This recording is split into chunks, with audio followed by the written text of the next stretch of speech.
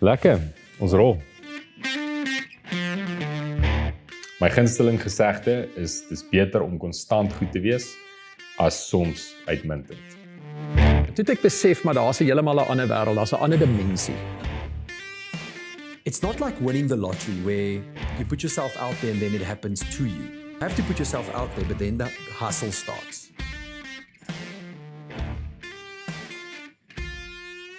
Okay, ek gaan eers 'n intro lees. Vandag se onderhoud is 'n storie van visie, deursettingsvermoë en uiteindelike beloning vir die bou van 'n droom.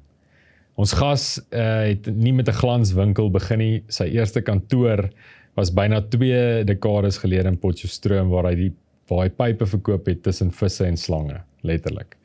Met slegs 2 masjiene en 'n handvol bestellings per week was dit die mees onwaarskynlikste begin van 'n reis. Maar hy het daardie stukkie onwaarskynlike begin transformeer in klein plaaspype, 'n vervaardigingskrag in die landbouindustrie. Hy het die besigheid meesterlik opgebou en nou die finale bewys van sy waarde, die onlangse verkoop van klein plaaspype. Vandag praat ons met die man agter die sukses oor daardie gevaarlike begin, die dekades van groei, die emosionele loslaat van sy lewenswerk en wat die toekoms vir hom inhou. Maak reg vir 'n les in droombou en nalatenskap. Dames en here, die enigste Ferdi van Klein Plaas Pype daar op die Potch Paryspand. Ferds, baie dankie dat jy is.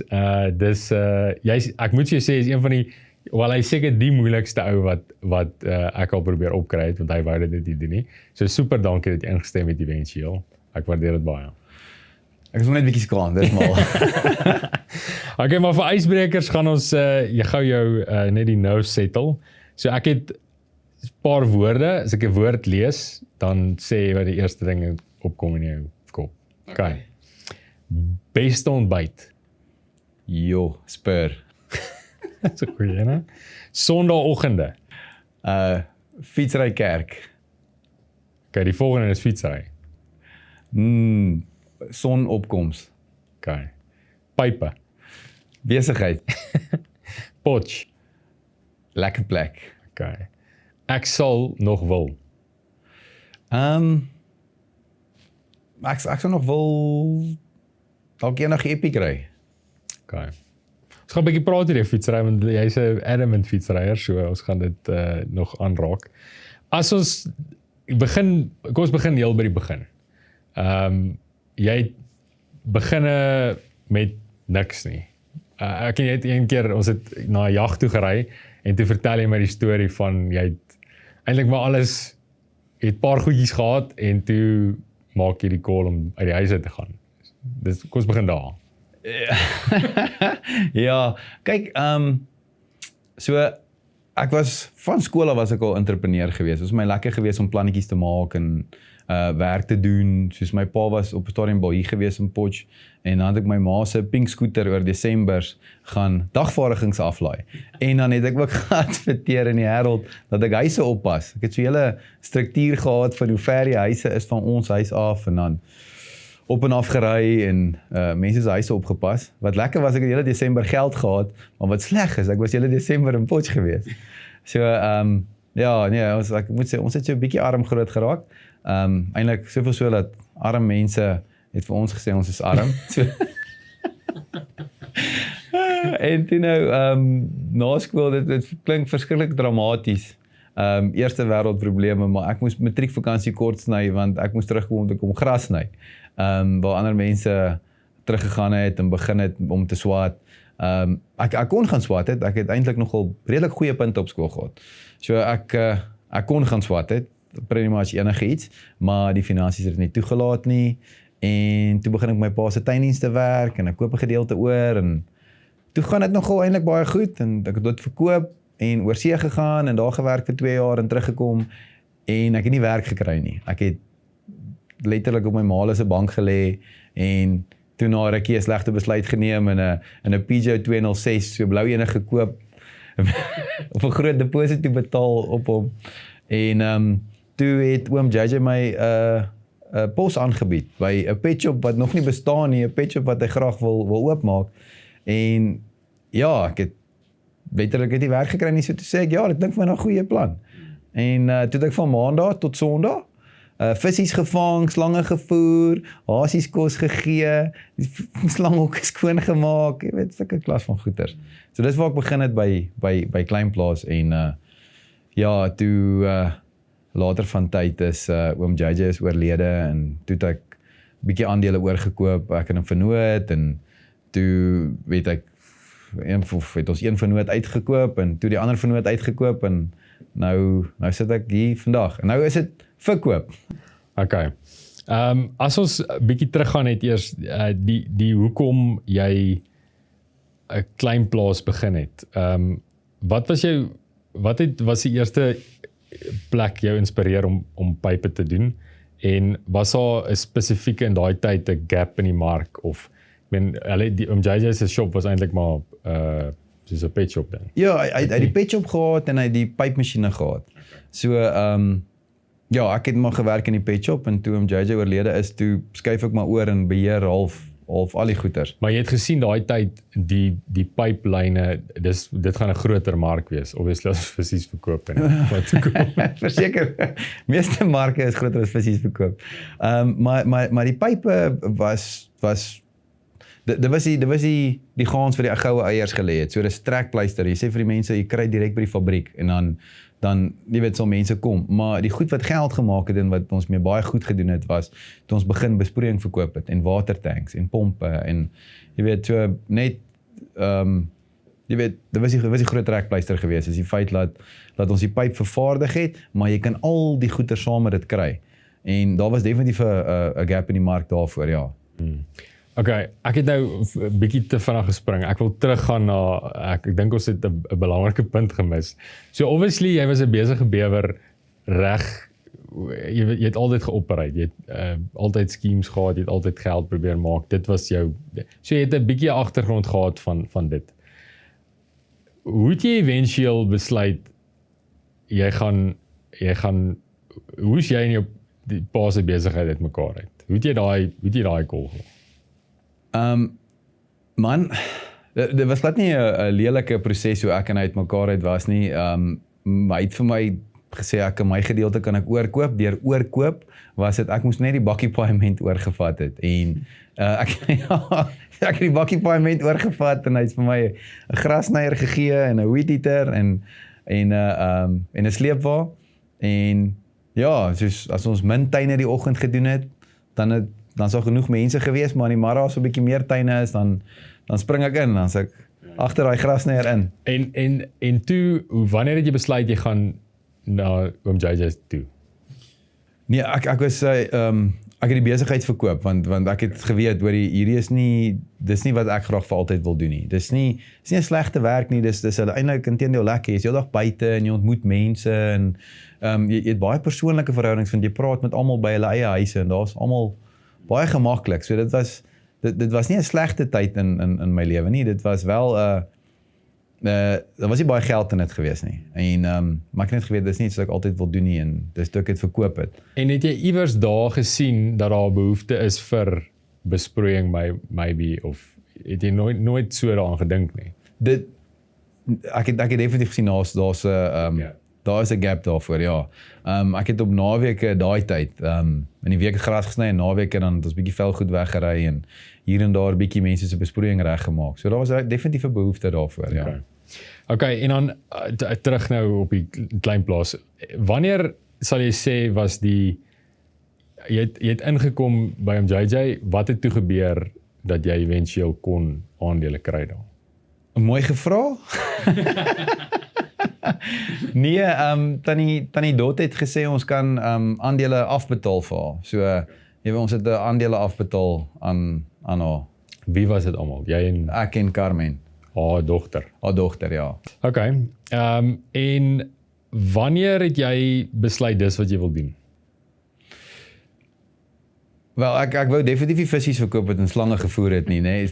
Maar jy weet, as 'n ou as 'n ou desperaat is en jy het nie werk nie, dan jy weet, klink enige werk, klink na 'n goeie werk, en jy weet, nie snaaks nie, ek sou ook nie vir myself 'n werk gegee het nie, ek het uit skool uitgekom, nie geswat nie, ek het, enigste besitting wat ek het is 'n Peugeot 206, wat ek ook die helfte vir die bank geskuld het, ja, geen kwalifikasies nie, ek het gras gesny, en toe het ek my eie gras gesny, en toe het ek in Engeland gewaiter, so, jy weet, daar's nou nie veel op my CV gewees nie, so dis maar ook maar hoekom ek so moeilik werk gekry het, maar toe ek het gekry het, ek aangryp met al twee hande, en ja, ek sal vir oom JJ inniglik dankbaar wees, al is hy nie meer met ons nie.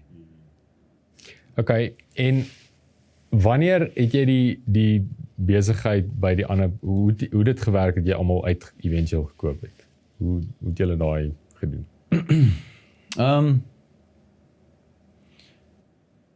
Ja, so oorspronklik hoe ons vir Tannie Dot uitgekoop het was maar gewees net met spaar en baie spaarsamig lewe. Verstaan, lewe net bo die broodlyn, sit elke sent weg wat jy kan. Op daai stadium was daar ook nie veel finansies gewees nie. So dan in die het ek ook nie tyd, het ook nie geld gehad om die personeel overtime te betaal nie. So want ek gewerk van 7:30 tot 5 en dan gaan ek 5 uur huis toe en dan werk jy personeel tot 6 uur, want na 6 uur begin jy shift allowance betaal. So dan 6 uur dan kom ek terug, dan gaan hulle huis toe. So as ons begin bestellings kry het, het ek in die aande 6 uur gegaan tot 10 uur en dan daarna het ek myself bederf met 'n aantjie uit by Music Cafe. En dan môreoggend 7:30 dan sê ek weer op my pos. Ja. Wanneer het jy gevoel in daai hele tyd laat hierdie ding momentum begin kry? Was daar miskien 'n gap wat oop gegaan het wat jy gesê het, okay, hoor, hier's bietjie, dis wat ons moet doen? Dis 'n baie goeie vraag. En ek het eintlik die antwoord daarvoor, want dit was nogal redelike duidelike streep in die sand geweest. Dit was gesukkel, daar letterlik van maandag tot saterdag daar gesit, dan kom maar 1 of 2 kliënte aan elke week, elke tweede week. Verstaan, daar was nie voete nie. En toe kom die Soccer World Cup Suid-Afrika toe. En Nico en Philip Tromp van die Trompies het of die Trompie groep het paar sportvelde gehad wat hulle moes besproeiing by ingesit het. En hulle het my genader en ek het hulle voorsien daarvan. En want ek het net soos 3 of 4 verskillende fittings gehad, nie regtig 'n reeks nie, want die kontantvloei was nie daar om 'n wye reeks aan te hou nie. So wat dan nou gebeur het is, hulle sê vir my presies wat hulle nodig het, en dan bestel ek in steede van 10, bestel ek 12, dan kan ek 2 op my rak sit en 10 vir hulle gee. So het my produkreeks net bly uitbrei, saam met hulle. En ja, dit is definitief die Soccer World Cup gewees, en dis toe ek besef vir die goeie geld gaan lê in besproeiing. Nie net die pype maak nie. Ja, en wanneer het julle begin uitbrei na, obviously, jy het nou vol shop met alles redelik wat daarin kan wees. Het dit maar stelselmatig gekom soos wat jy gegroei het? Of wil jy one-stop shop gewees het van die begin af, of wat ook al? Jy gaan dink ek jok vir as ek vir die antwoord gee. Gee my asseblief die antwoord. Soos ek jou genoem het nou, ek was daar gewees maandag tot saterdag, die hele tyd. So in die middag was ek nie lus om iets te doen meer nie. So as ek iets nodig gehad het, soos 'n skroewedraaier of 'n 13 spanner, dan het ek 2 bestel. So dat ek een op die rak gehad en ek een vir myself gehad. En as ek daai enetjie mooi kon gebruik het, laat dit nog niet lyk, dan het hy weer terug op die rak gegaan. Koop jy hom as nie. Kom weer. So dis toe het nou begin het met die hardeware goeders en met soos muurproppe en superglue en al daai klein nitty-gritty goeders wat mense net van selfspreking neem, maar dit was ek was daar gewees en ek het goed nodig gehad en ek kon nie regtig uit die kantoor uit en goeders doen nie, so ek het toe nou net begin goeders aankoop wat ek nodig het. So dis dit is nie 'n meer interessante storie as dit nie. Maar dit het toe nou baie gegroei. Want ek het ongelooflike personeel en ou Brandon het op 'n stadium gesê, okay, wow, stop die lorry. Ek dink Darren sê slik stop die lorry, nee, maar toe sê okay, hier's nou te veel goeders. Ons moet nou begin bietjie streamline en toe het ons nou al die klomp produkreekse wat so uitgebrei het oor die tydperk het ons nou van ontslaag geraak, verkoop vir onderkosprys net ontslae te raak daarvan en ons is nou heeltemal oor op die inkou goeder. So ons het nou inkou en al die hardeware of al die handtools en gereedskap en alles wat jy moontlik kan nodig hê van inkou het ons. En dan die res is ons doen besproeiing. Ons is 'n besproeiingswinkel en bietjie hardeware. Okay. Wat is die klein plaas voordeel? Wat sal jy sê, want obviously daar's klomp ander ouens wat dieselfde doen. Wat sal mense sê, hoekom gaan ons liewer te klein plaas toe as 'n ander plek toe?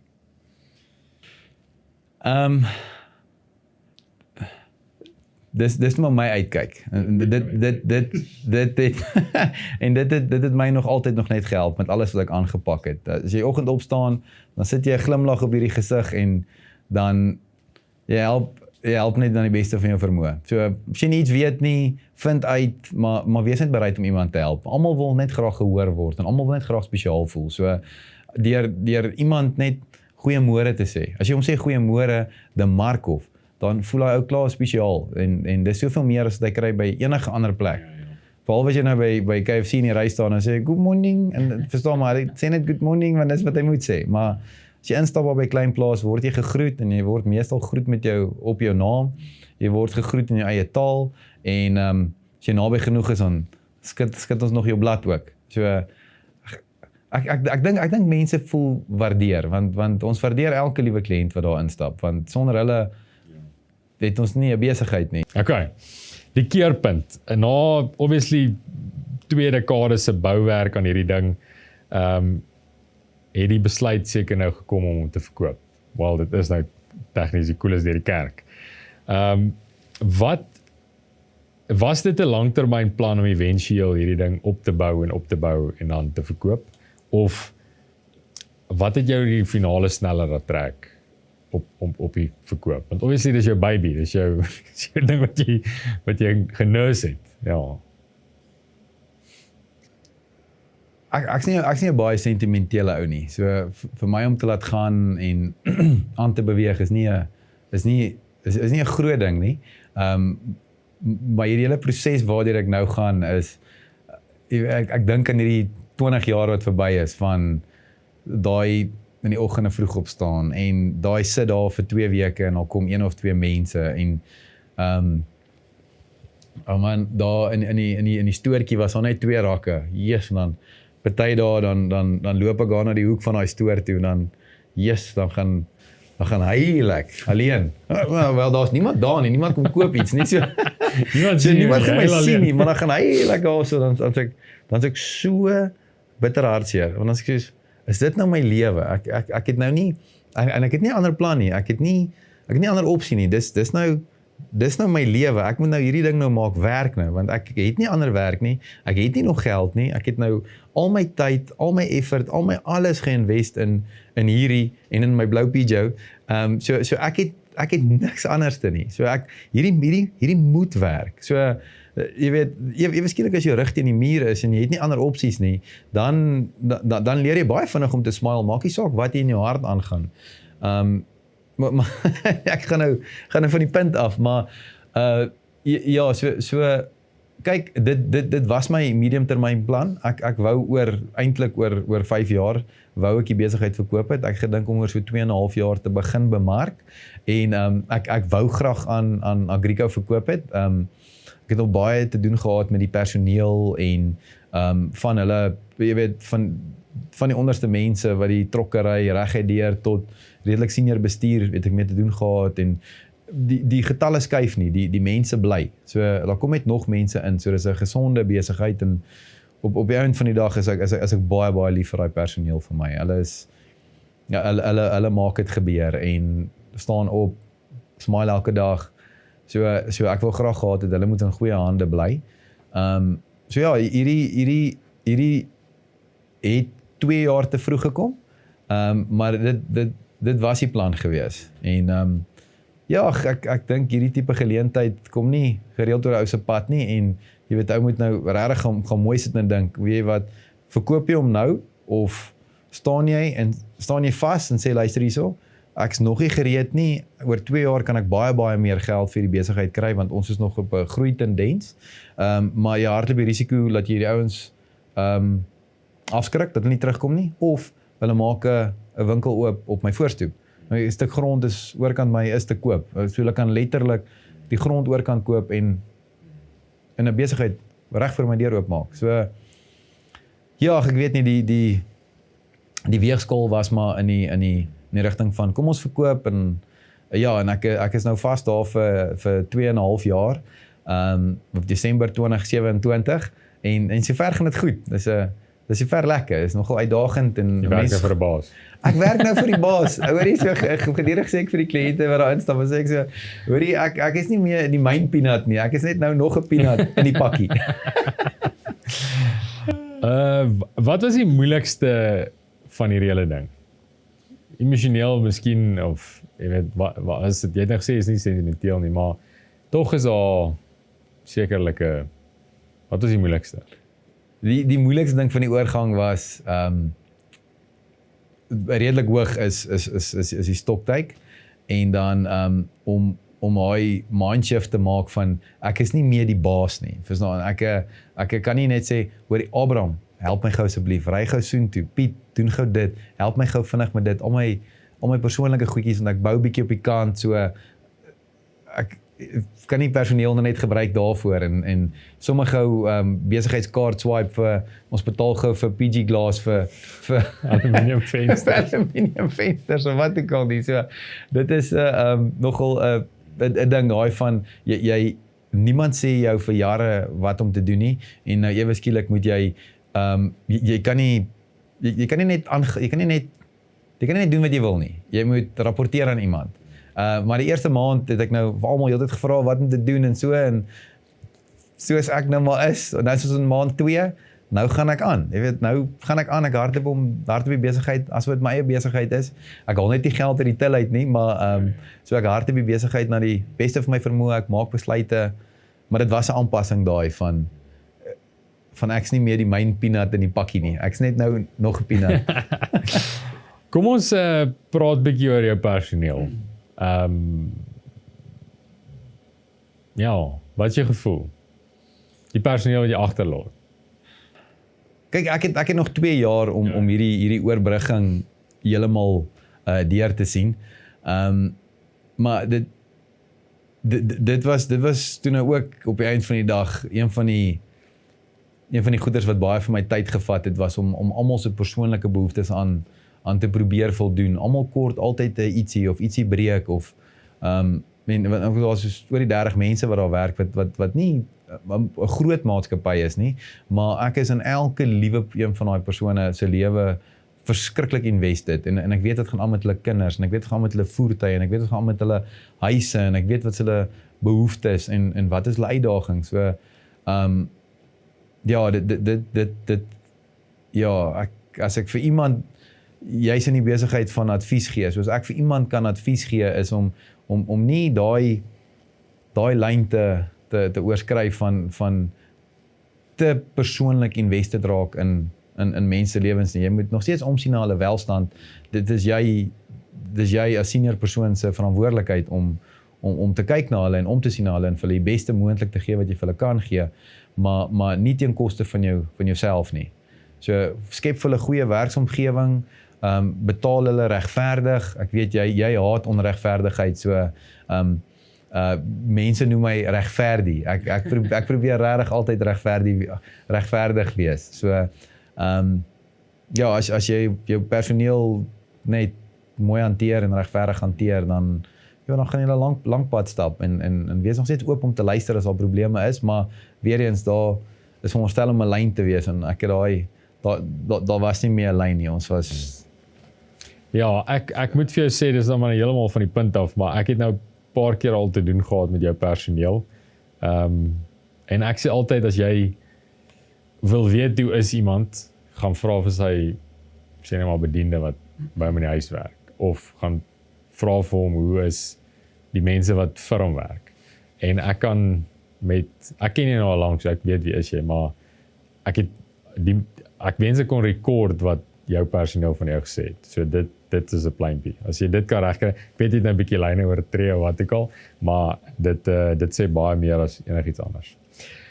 Definisie van sukses. Ek vra dit redelik vir almal want elke ou se definisie is anderste. Obviously jy het nou iets opgebou en jy het finansiëel gaan dit nou vir jou pyl wees.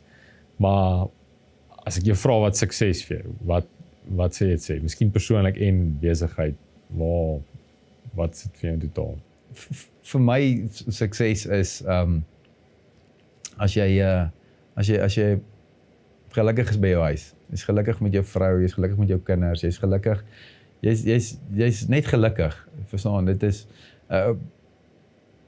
net ware geluk van wat van binne af kom. So as jy gelukkig is van binne af, dan sukses gaan kom. Dis net ek weet nie, die definisie van sukses vir my het bietjie al verander, maar nou dat ek kinders het, is dit net geluk. Dis al. As jy elke liewe oggend opstaan en jy's gelukkig, dan ek weet nie, dan wat meer as dit wil jy hê as jy nou op 100 miljoen rand in die bank het of jy jou debit orders gaan nie deur einde van die maand nie. As jy opstaan en jy's gelukkig, is dit nogal, ek dink dit is suksesvol. Vir my voel dit so. Goed. Klein plaas se nalatenskap, as jy terugkyk, wat is die een ding miskien wat jy die trotste op is wat jy gebou het? Wat hoop jy dat Klein Plaas nog sal hê oor 10, 15 jaar?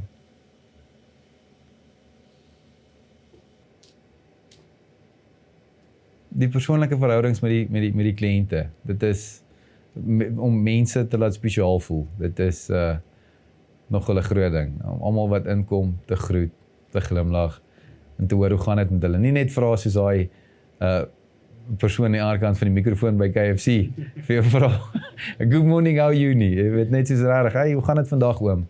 En Die Ferdi way. Die Ferdi way. Ja, nee, ek diens. Net diens. Ek dink ons het nogal dit redelik goed reg gekry, net die diens al bo hou. As jy terugkyk op die sê nou maar 20 jaar, wat was jou grootste opoffering wat jy gemaak het vir daai besigheid? 100% tyd. As jy wil besigheid bou, is dit ongelukkig tyd. Dit is ek seker daar's ander mense wat op makliker maniere geld maak as om al hulle tyd in te sit, maar vir my was dit tyd en dit was die grootste opoffering gewees. Hier is my vrou, ek bedoel daai tyd het ek en sy net saam gekuier, maar dan soos ek sê in die aand dan maak ek pyp tot 10:00 en dan sien ek haar dan en ons kuier so 'n bietjie en dan gaan ek huis toe en dan môre is ek die hele dag by die werk, maandag tot saterdag. Mens mis baie partytjies en kuiers en weggaan en jy verloor baie vriende. Alles is gevolg van tyd. Maar jy weet, ek is nogal bietjie spyt oor al die tyd wat ek aan ingesit het, maar weer eens soos ek nou vir jou kon gesê het, dat geluk vir my, of sukses vir my is geluk, so ek is so gelukkig dat my vrou nog steeds daar is, so 2 pragtige kinders, en een van die dae het ek bietjie meer tyd op hande, om ook te gaan na daai kinderpartytjies toe, en ook pinkkoek te eet, en te swem saam. Ek het nou geskryf die beste fout wat jy al gemaak het. As jy terugkyk op hoe jy hierin gebou het, is daar iets wat jy verkeerd gedoen het, miskien wat jy eintlik maar het goed uitgedraai? Was daar miskien so iets? Jy het baie goeders verkeerd uitgedraai. Ek het baie goed al probeer al. Jy weet, plastic sakkies verkoop. Ons het dit gekry by 'n fabriek, Nelka Plastics in Pretoria, wat vir sakkies afgelaai het. Toe was dit daai tyd net my meisie Miranda. Sy my vrou het rondgery in die dorp met sakkies afgelaai. Ek dink die brandstof was meer as die wins wat ons gemaak het, maar jy weet, ons het so baie foute al gemaak al, so baie goed al probeer al. Maar jy leer tog al uit. En jy leer daai uit. Die groot ding is, ou moet net nie die gaans wat die goue eiers lê, dit afskeep nie. Hy moet bly, dan kan jy allerhande ander goedjies doen. Dit is maklik om 'n entrepreneur te wees as jy 'n paar rand het om kansse te vat. Maar is die grootste fout wat goed uitgedraai het. Ek weet nie, die meeste van die foute het maar sleg uitgedraai. Ek wil jou nog gevra het bietjie oor die eiendomme ook. Jy het toe eventueel besluit om die perseel wat jy op is te koop. Ja. Wat was jou redenasie daar agter? Kyk, ons het nie baie huur betaal nie. Dit was eintlik nog 'n redelike, 'n baie goeie markverwante huurooreenkoms wat ons daar gehad het. Maar weer eens, dit sou nie my langtermynplan ingeval het nie, want jy kan nie 'n besigheid verkoop wat jy by iemand moet die perseel huur, maar my spesifieke doel was gewees om die besigheid te kan verkoop eendag. Moes ek die grond kry en ek moes dit bemarkbaar gemaak het deur solar op te sit. So jy wil nie graag miljoene rande spandeer aan 'n solar uitleg om op iemand anders se gebou te sit nie. So nee, die grondkoop was deur en deur net om latere stadium die besigheid te verkoop. Goeie plan. Jou nuwe identiteit. Jy het nou vir 20 jaar was jy nou Ferry van Klein Plaas Pype daar op die Potch Paryspad. Ek dink baie mense weet nie ek het 'n van nie. Maar dis oulik daai advertensies wat daar was. Maar wat dink jy gaan dit vir jou moeilik wees om sê net maar na hierdie 2,5 jaar wat jy nog daar moet wees, maar om jouself weer te vind, om te sê hoor ek gaan nou nie meer maandag tot Saterdag heeltyd daar is nie, waar jy al 'n bietjie aan gedink. Wat gaan jy doen met jou tyd? My tyd. Wat sal jy graag wil doen met jou tyd? Wat ek graag wil doen met my tyd? Ek is een van die mense, ek love werk. Ek wil nog steeds graag werk. So ver lyk dit of as dit vir my lekker is, gaan ek hier 2,5 jaar, gaan ek definitief, ek moet kontraktueel, ek moet bly vir 2,5 jaar. Maar na dit sal ek dalk onderhandel, dalk sê, luister hierso kan ek 'n halfdag pos dalk kry, want ek wil graag weer eens tyd hê saam met my kinders. So ek sal in die oggend gaan fietsry, ingaan 8 uur by die werk, tot 1 uur by die werk, my dogtertjie optel, haar vat vir netbal of hokkie of wat ek al sy wil doen, daai pappa wees wat langs die veld sit, langs elke liewe sport. So ek wil net graag invested wees in my kinders, want dis tog maar die toekoms. So maar ek sal nooit nie kan werk nie. Ek dink ek sal my vrou ook mal maak, want Markov, weet jy vir goed het ek al aangepak, nee. Nou so halfpad deur die proses, dan begin my vrou leisels oorvat van die goed wat ek invoer of iets wat ek bemark of iets en dan begin sy en dan verloor ek halfvol aandag in dit, dan begin ek die volgende ding en dan moet sy weer hier begin help en sy is my grootste cheerleader. Dan is ek al besig met 3 verskillende goeters en sy sê net so, you can do it.